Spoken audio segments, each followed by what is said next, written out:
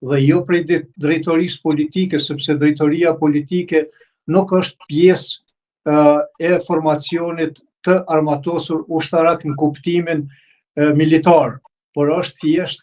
segment politik. Po, ju duket sikur edhe kryeprokuroria e largon, e distancon shtabin e përgjithshëm nga, siç thon ata, nga këta 4 individ, por thot nuk bëhet fjalë për shtabin këtu, po vetëm për 4 individ. Këtu është edhe dilema dhe paqartësia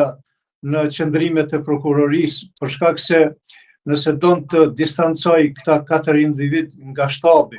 atëherë si mund të kërkohet përgjegjësi e bazuar mbi zinxhirin komandues. Këta nuk kanë fuqi komanduese dhe është thënë shumë qartë edhe gjatë kësaj gjykate.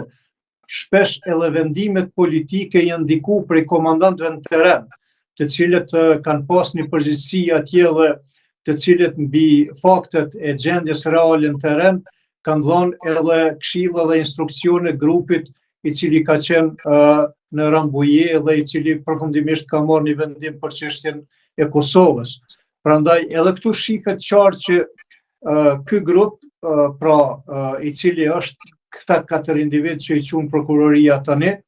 nuk janë ata që kanë qenë të lidhur drejt për drejt me zinxhirin komandues dhe që kanë pas përgjegjësi. Përgjegjësia e tyre është politike, jo ushtarake.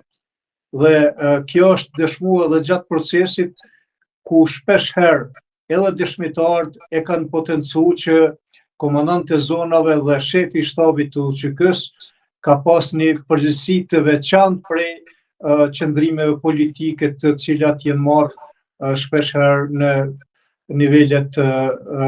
nivelin politik të udhëheqjes së UÇK-s. Zoti Gesaj, mendoni që gjykata mund të marrë parasysh kërkesat e prokurorisë? Sot kryeprokuroria foli për prova shkencore, forenzikës, mas kaq vitesh, por mbi gjithë ajo që ne kemi parë që na ka bërë më shumë përshtypje në dëshmi, ka qenë dëshmitarët që kanë qenë të një niveli që vështirë që të merren konsiderat, si rasti atij që thoshte me Vollën Viçin apo një druvar që kishte informuar. Pra, mundet që ky nivel pra të merret në konsiderat pavarësisht kërkesës së prokurorisë, prokuroria, organi i akuzës për të ngritur akuzën është, po mund të merret konsiderat ky lloj niveli informimi? Unë besoj që gjykata do duhet të marrë një vendim të drejtë dhe korrekt dhe të mos bjerë prej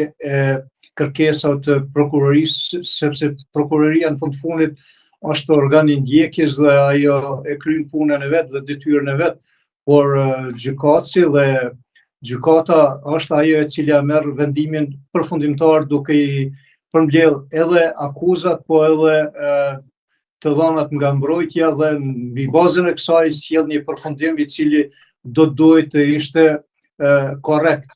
Por në rastin e kësaj gjykate shumë çka është pa që më tepër e ka një ngjyrim politik se sa që vërtet ka një qëllim të sinqert për të çuar drejtësinë deri në vend, për shkak se e dim fare mirë se e gjitha filloi me shtëpinë e verdhë në Shqipëri, e cila u dëshmua që nuk ka ekzistuar kurrëherë. Pastaj edhe kemi këto dëshmi të dëshmitarëve, të cilat me një fjalë ndoshta mas paku të vrasht mund të them kanë qenë jo serioze, siç e përmendët edhe ju, fjala për një veç, për një mal ose për hipoteza se këta kanë dashur ta bëjnë këtë dhe kanë pas këtë qëllim, gjë që këto janë vetëm supozime dhe nuk ka kurrë argumenti. Por fjala përfundimtare i mbetet gjykatës për të vepruar. Zoti Gesa, ju bën përshtypje fakti që këta, siç i thotë prokuroria individ, Hashim Thaçi, Kadri Veseli, Jakub Krasniqi, Recep Selimi,